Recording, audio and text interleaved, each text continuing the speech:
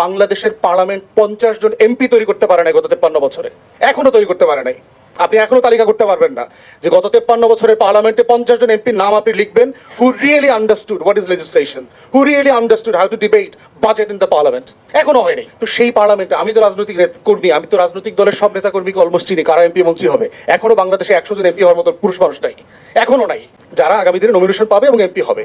তাহলে পারসেপশনটা কি? পার্লামেন্ট জনগণের কাছে পারসেপশনটা হচ্ছে সে একটা বড় আকারের ইউনিয়ন পরিষদ।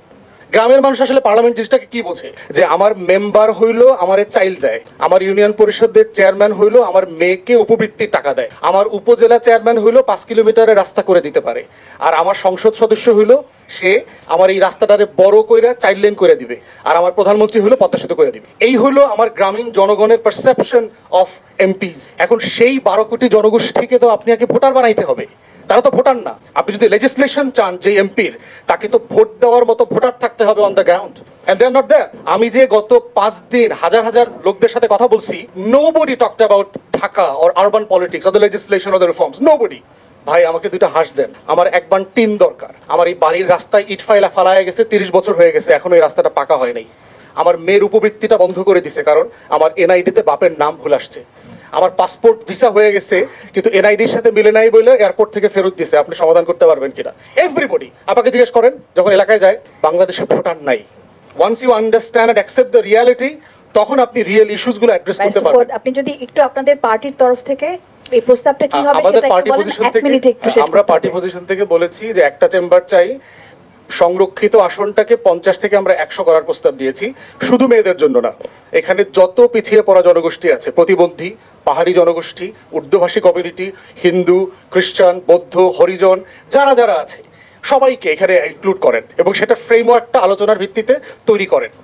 When it comes to female representation, যেহেতু অন্য কমিউনিটিকে আমরা এখনো প্রপারলি রিপ্রেজেন্টেশনের সুযোগ দেই নাই, শুধু নারীদের নির্বাচনের আলোচনাটা আসছে।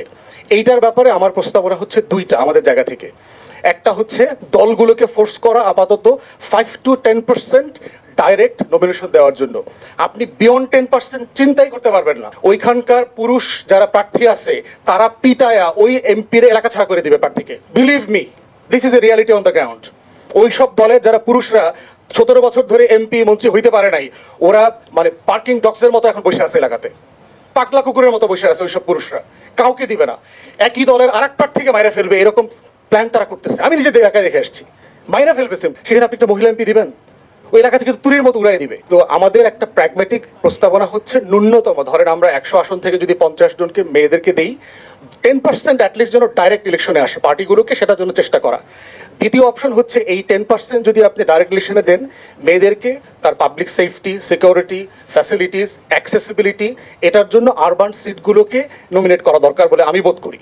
যদি আপনি আরবানে তাকে 20-25টা ডাইরেক্ট ইলেকশনের সিট দেন, এইটা কিভাবে ওয়ার্ক করে, ফাংশন করে, সেটা আমাদের দেখা উচিত। এই ফাংশনালিটি, এই রিয়ালিটিগুলোকে যদি অ্যাড্রেস করে আগান, তাহলে সেখান থেকে কিছু অ্যাচিভ হবে। বাকি যে ইউটোপিয়ান ডিসকাশন আছে, ফর গড সেক, আপনারা কষ্ট পাবেন, কদিন পরে হতাশ হবেন। এই তো ডিসেম্বরের নাগাদ তো দেখবেন তো বাংলাদেশ ইলেকশন পলিটিক্স কোথায় যাচ্ছে। দেখতেছেন না লন্ডনে সবাই দলে দলে দলে দলে ভিড় করছে এখন। This is reality.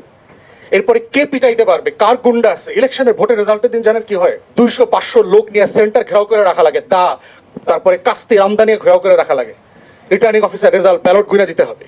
তো দলগুলো মনে করে এটা তো মেয়ের পক্ষে সম্ভব না। দলগুলো তাই রিয়েলি মনে করে তো পুরুষ মানুষ লাগবে, গুন্ডা লাগবে। তো এই বাস্তবতায় আমাদের প্রস্তাবনা দুইটা, যে দয়া করে সবাই দলগুলোকে আমরা বাধ্য করতে পারি কিনা এইবার যে মিনিমাম 10%, 5 to 10% ডাইরেক্ট নমিনেশন দেন, এবং এই নমিনেশনগুলো শহরে দেন যেখানে ক্যাম্পেইনটা মেয়েরা সেফলি করতে পারবে।